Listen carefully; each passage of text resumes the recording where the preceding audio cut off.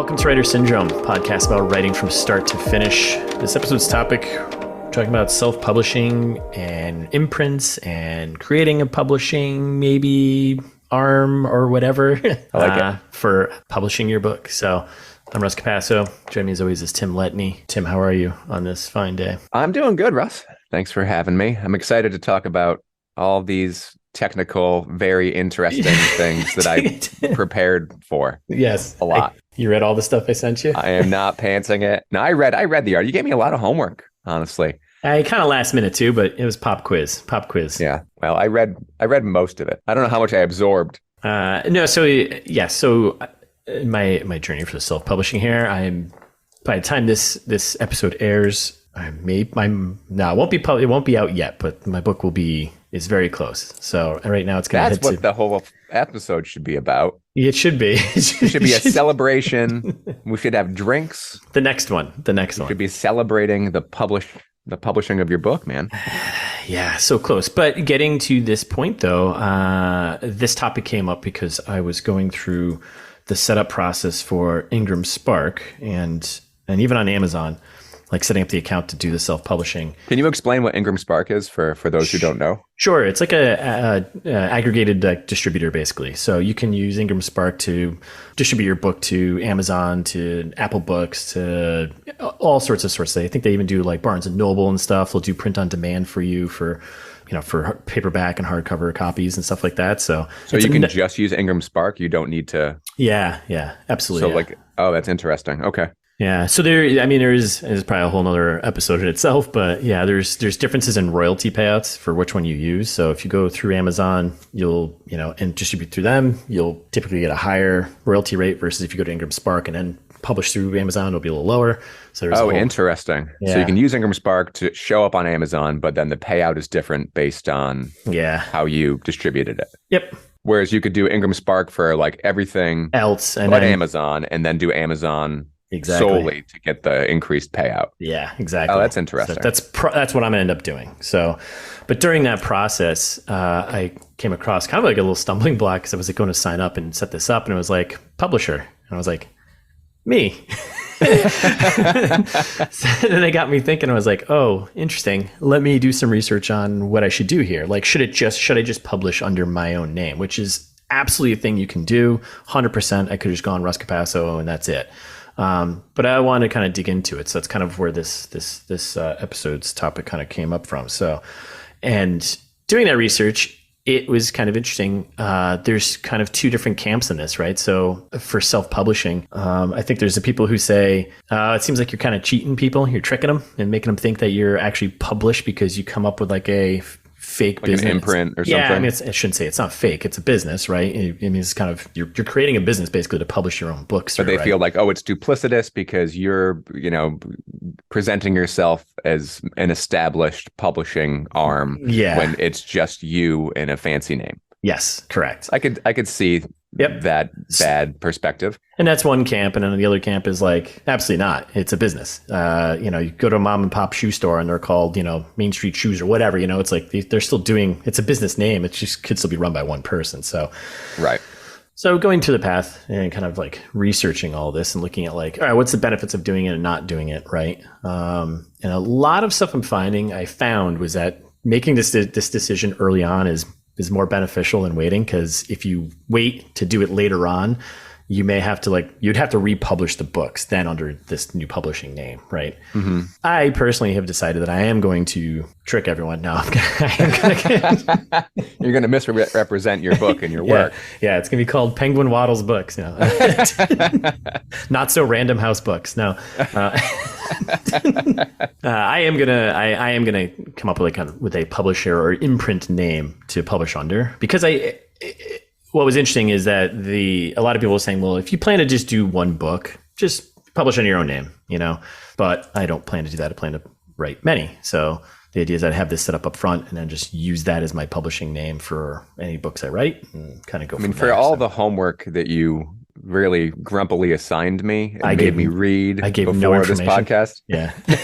No, but it seems like the rationale behind using or creating like a publishing imprint as an independent author is to push against that bias that people may have about self-published books. Yes. So in a way, you are intentionally misrepresenting because you're trying to be seen as an established author. Yeah. But also not be dismissed just because you're not on one of the main imprints. Yeah. Which I totally understand.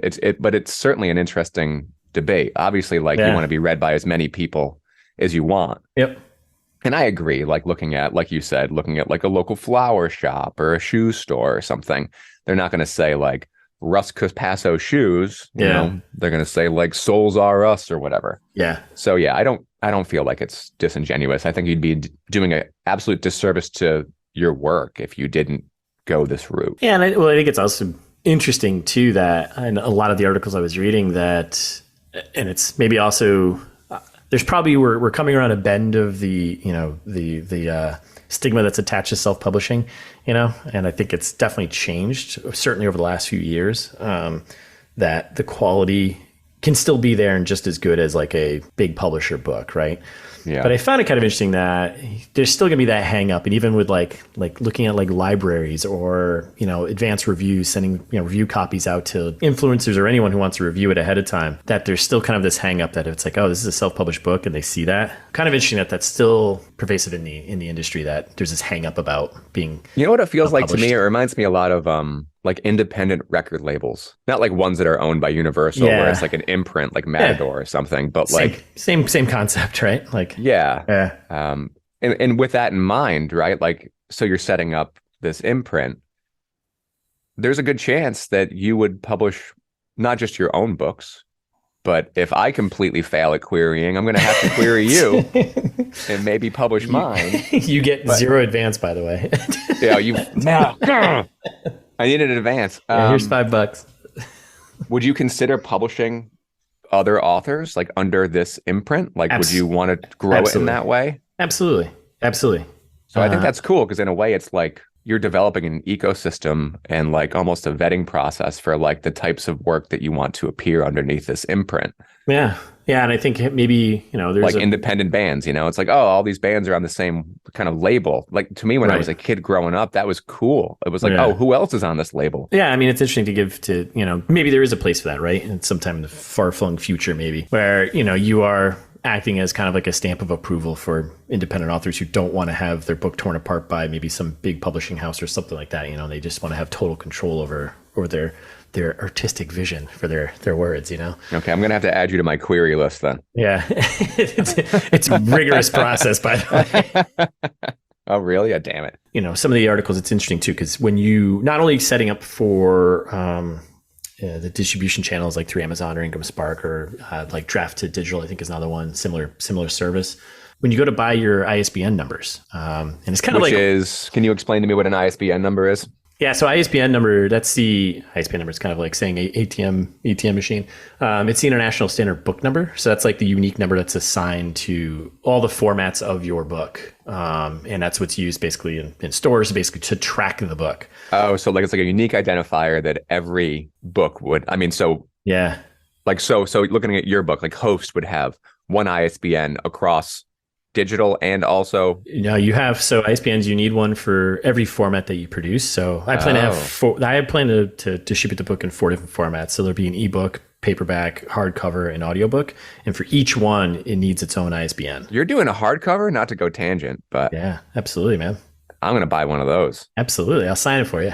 Yeah. Oh, I want that. Absolutely. ISBNs are... Yeah, they're just that unique identifier. And you'll see them if you go look on the back of a book. I mean, typically they're on the inside page, but on the back where the barcode is, it's right there. And so I take it there's a cost associated with getting one or 4 in your case? Yeah, there's Bowkers, BOWKER, they're like the service for providing ISBNs in the US. You go to myidentifiers.com. I can authorize resellers. You can get one through like Amazon and Ingram Spark, but this is kind of all part of this whole process of like setting up your own publisher too. So we're not off a total tangent here. Is owning your own ISBNs is kind of important piece because like Amazon will offer its own, but it's like a freebie and it's not I think like outside of the Amazon ecosystem, it's not recognized. Oh, interesting. Something just to look up and be aware of if you're planning to self-publish your Amazon. But yeah, so, and that was another thing. So taking a step back, that was another part of like, when I go to purchase these ISBNs, who am I purchasing them as, right? So it's just kind of part of the whole, should I be doing this all under Russ Capacity, or should I be doing this under, whatever imprint name I come up with? But the idea of setting that up early and having it so it's like, okay, I buy all the ISBNs underneath this name. I set up all the publishing arms, distribution arms under this name. Is kind of the idea. So cost for ISBNs, yeah, it varies. So you can buy one, it's like $125 for one, or you buy 10 of them for like $295. You can, like, they come in bulk, the price goes down, but sounds like a scam. Yeah, everything is. You got to pay to play, I guess. There's always a middleman who wants his cut. So yeah, I mean, so talking about like benefits of like setting up, some of the things that come across, right? Like you thinking about like, from the marketing aspect as well, right? Like having your own publishing imprint name. There's an aspect I guess you could do for marketing purposes. I don't know how much I would push that as like a thing to promote my book. Like, well, I mean, if you're using Writer's Syndrome books, you are tapping into the website that exists. You're tapping into the podcasts in a way. So, I mean, even passively, there's a consistency and brand recognition with that marketing. So that makes sense to me. That's kind of the idea. And thinking like this is going to be displayed like in public wherever the book is sold, right? So seeing, does this mean I get a cut of your book? No. Damn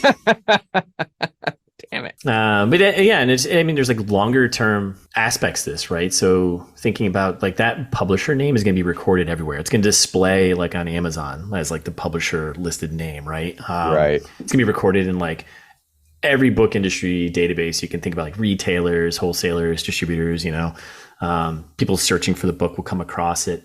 Obviously it'll be listed on like my copyright page when I go to copyright the book and do all of that. So yeah, I think there's a lot of different aspects of pros and cons to doing it. Right now, I just see a lot of pros, so I think that's why I'm heading curious. there. Are there any cons other than like your armchair, established authors who are judging? Yeah, I don't self-publishers. I honestly I don't know, and I didn't come across anything that was so glaring to be like, oh yeah, this is why I shouldn't do this.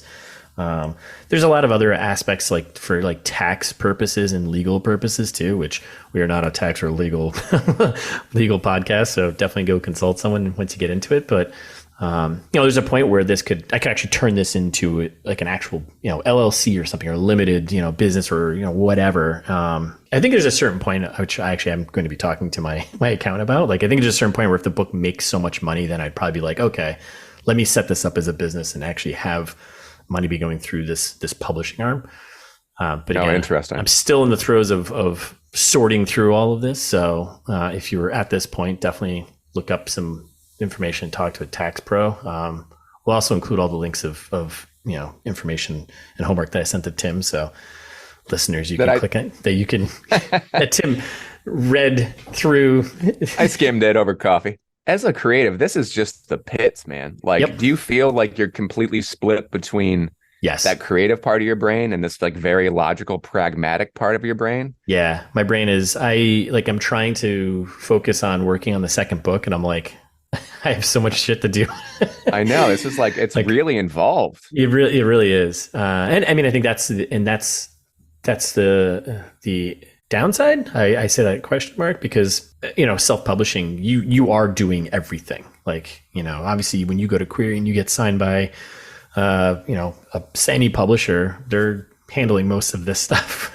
Yeah. Outside of marketing, you still definitely are marketing and selling the book you're on yourself. The hook for. But this stuff is typically handled by them. So, but luckily, hopefully, like the work you're putting in now for the second book, you'll be saving time, just like this whole process, right? Yes. It's a learning experience. It's harder at first, but you'll know how to do it. And that's cool. And then, I think it's completely worth it. And it's definitely something I knew was coming, but now that I'm like digging further in, I'm like, oh man, there's a lot of little details, to this whole process that, I think in my head I was like kind of expecting, but once you get into it, you're like, okay, this is all this stuff I have to prepare while also fixing typos in the book while also trying to figure out who I'm going to send this book to have review it, you know, and then making sure that they think that it's actually legit and being like, no, it is. It went through so many rounds of beta readers and editors and professional editor and professional proofreader. Like it's a legit book, you know? So Russ, what about like a logo? Are you like moving into having like a visual representation of the publishing arm? Yeah, it's kind of funny to think about this. Like once I've decided, I was like, I'm going to go ahead and create this imprint, thinking about the name and then thinking about the logo because, oh yeah, this is going to be on the book. It's going to be showing up everywhere, you know? So yeah, I mean, that is definitely kind of an important aspect, you know, keeping it simple. Like we talked about earlier, like I'm going to lean towards, you know, we'll have writer syndrome books, right? And that probably what I'll be publishing under. And that kind of fits within our ecosystem, which is great. But yeah, definitely thinking about a logo, kind of important. Also, we somewhat touched on this earlier. It kind of puts you in a spot to think, you know, you should think of it as a business. You know, it is in a way you are creating a business. So having some type of, you know, idea of missions and some goals and, you know, thinking about that, I don't think hurts, especially if you plan to publish many books under this imprint name. I think it's kind of important. It's also kind of an interesting psychology aspect to it too, where if you're thinking of it as a business, it kind of helps you maybe push yourself to continue writing in a weird way. Yeah. Right. Like it's like, oh, I need to deliver this thing for this publisher. I kind of saw that kept popping up as you know, some things to think about as you're doing this. But do you know what you're going to do with the logo? I mean, are you going to hire out a designer? Are you going to do it yourself? You're going to draw? I am going to do it myself because I am an artist. Are you just doing like lettering or a typewriter or? I'm going to take the writer syndrome logo, use that. And honestly, I used Canva to come up with that logo. So I have ideas for just doing like a WS or WSB or something like that as like a circular logo. So that'll be sitting like on the spine of the book and everything. But yeah, there will be a logo. It'll just be a version of the writer syndrome one we have now. So but yeah, I just use Canva to do that one, which was super easy. Doesn't need to be crazy. Doesn't need to be something super fancy. I got an idea. Why don't we do a white? No. An orange circle with a penguin. I think it'll take off, I think. Yeah, you think Your so? Your book might sell better. Yeah. Like a red bar through it. Yeah. No, we like penguins. Yeah, so I think there is a whole nother aspect. And it's funny to think like, oh, have you thought about logo and name? And it's important. It's all important because it's all part of it. I agree. I mean, like from a marketing perspective, I think logos are like incredibly important in a way. Like you see them enough that like the repetition of a logo leaves an lasting imprint on people. Yeah. So and that you don't get from like the less visual text. Yeah. So I mean, I definitely see the value in logo and repeating logo, especially as you're thinking about marketing and, you know, communications. So that's it. There'll be a bunch of links included in the post of stuff that I was digging up. But yeah, I think if you're thinking about self-publishing, it's definitely something to consider, and considering it earlier is better. Because once you go down the path of starting to register and do all these other little things, from getting the ISBNs to copywriting and everything else, you start thinking like, oh, maybe I should have another name. And there's another aspect too. It's funny. I found this checklist of like for self-publishers of like making sure your book is, the presentation of your book is as professional as it possibly can as a self-publisher, right? And it's like, make sure you have like the title page, the first thing, and here's typically what's on there, and copyright page and all that. It's like open up any book and look through all the elements that are there, making sure you have those things just to make it have a professional presentation to it, right? Yeah. And this is just another one of those aspects that I think just kind of adds to it. So am I tricking people? I think it's so wildly important. Like people are very unforgiving. Even when I'm reading an established author and say I'm reading an ebook iteration of it, and spacing's an issue or some words kind of conk out, it completely ruins the spell. Yeah. Right. To the point sometimes like I'm reading an ebook of Rage by Stephen King. And there's moments where the formatting is so terrible that I'm like, am I even reading the real book right now? Like I have that question, like, did I get a really crummy copy of this? Yeah, like a bootleg. Yeah, like a bootleg. Like, is this somebody's like high school novel? But yeah, I think Yeah. it's crazy, crazy important. Even when I was sending beta drafts out to people, I was still kind of concerned about spacing and formatting because I know how they can just ruin the spell. And I mean, Yeah. you're working against so much being a self-published author and a first-time author anyway. Yes. Don't let formatting derail your story. Yeah. Same thing too, right? Don't let your lack of planning around an ISBN, a publishing arm, a logo, like we had an episode right about like making an impression, Yep. whether it's your title or about the cover. This is another one of those aspects that it doesn't seem important at first, but you're making like a first impression with the reader. Yeah. Yep. And if you don't sell them initially, they're not going to trust you as a writer, and they're not going to finish your book. Yeah. Yep.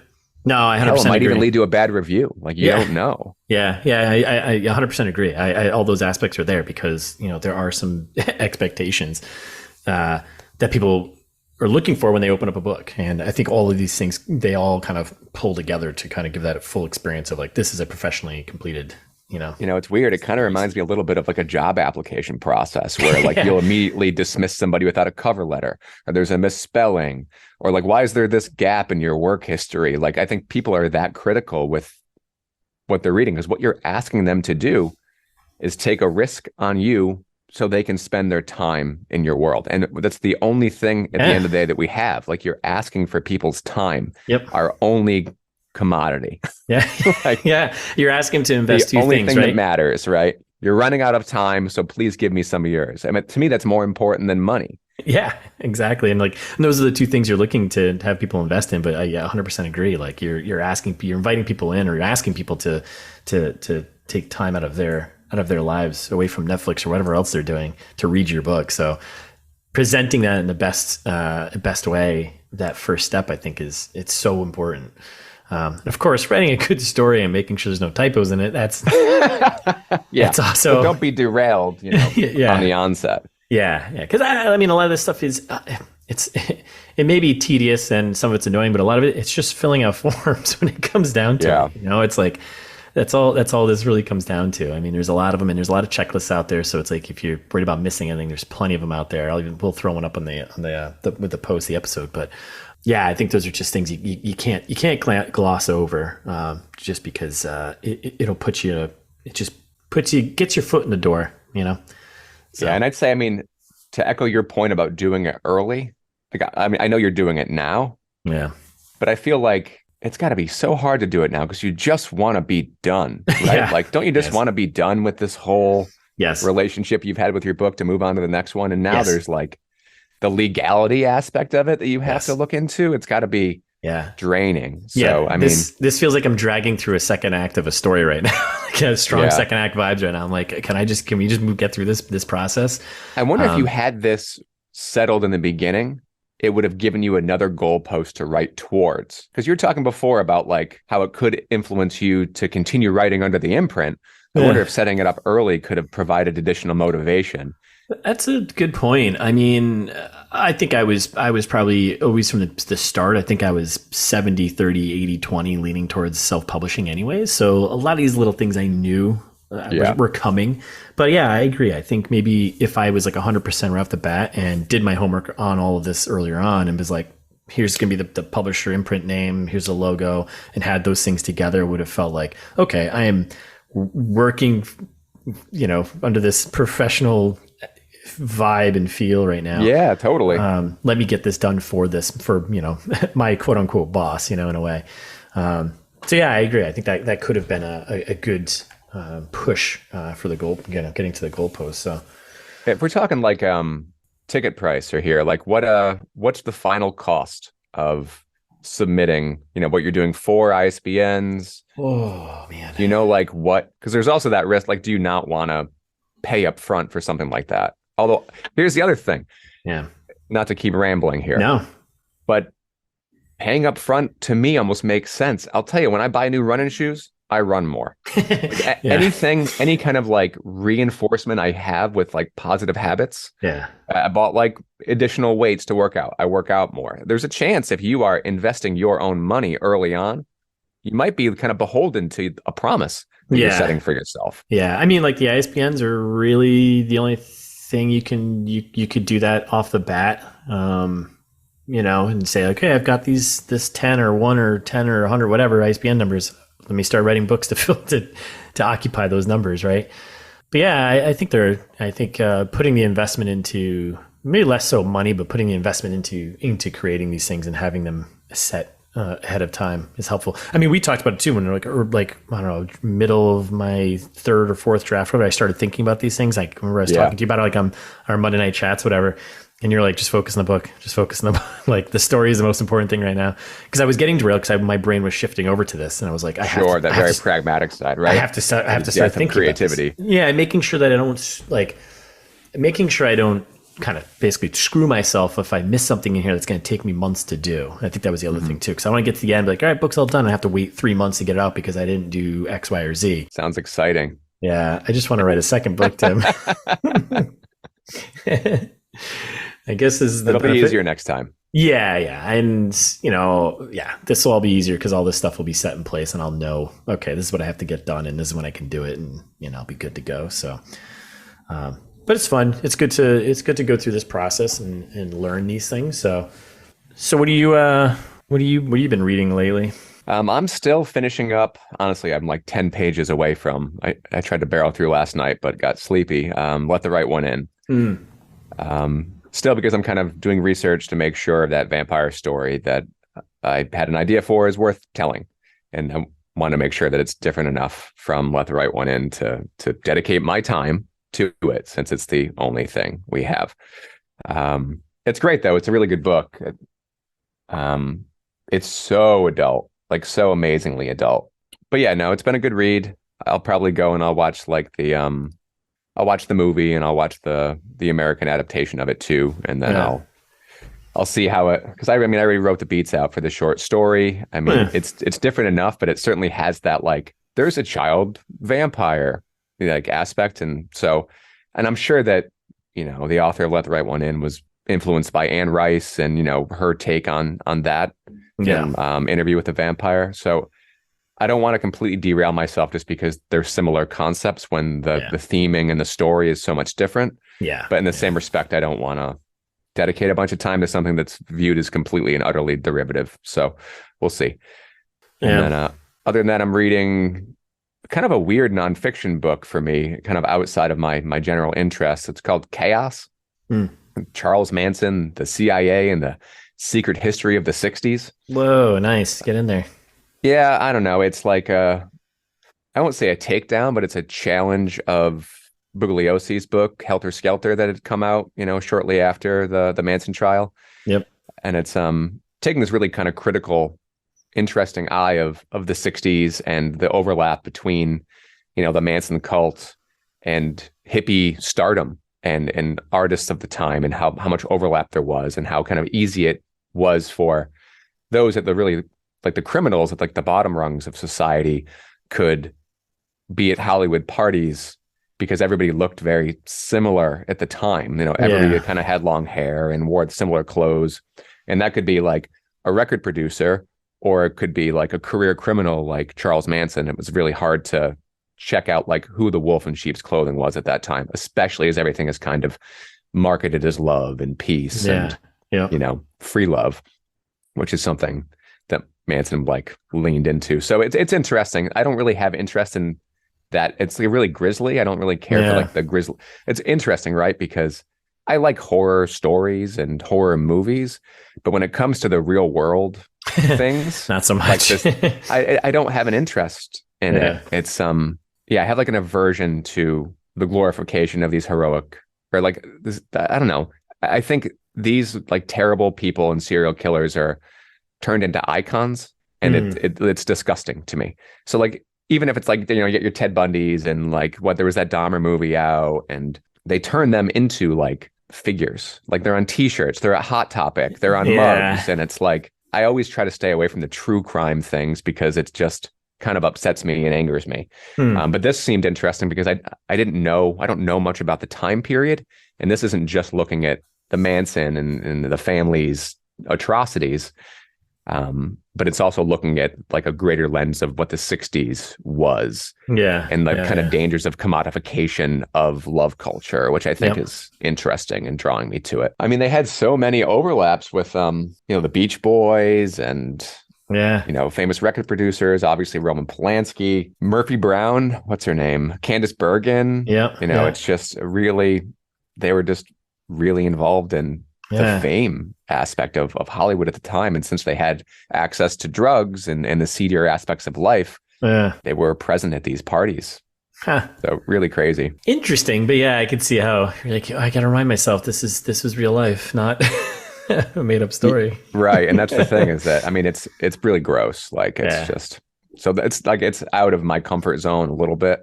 Yeah. But it did seem like a fresh take on the time. So I wanted to read a little nonfiction. It's been a while since I read nonfiction. So yeah.